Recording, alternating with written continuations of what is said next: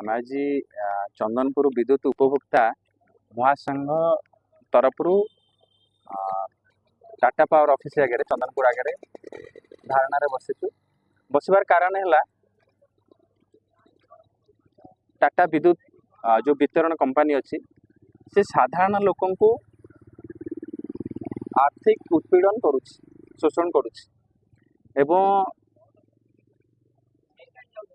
आपनकर एबे निकट रे उपमुख्यमंत्री केवी सिंहदेव विधानसभा एक उत्तर रखिले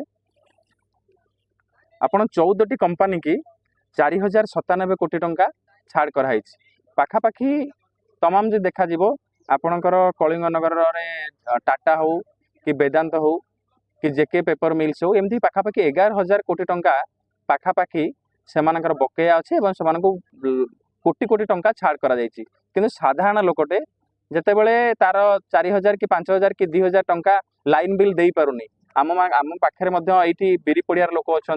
एवं ये पाख लोक अच्छे दिने खाइले दिने उपास तांकर जदि इलेक्ट्रिक बिल टिके सामान्य 2,000 टंका होउची तांको घर लाइन काटी दिया जाउची एवं सामान्य मीटर रे किछि भूल देखैकरी सेमाने लक्ष लक्ष टंका आपनकर फाइन पकाउछंती। आमे से विरुद्ध रे आपनकर तमाम जदि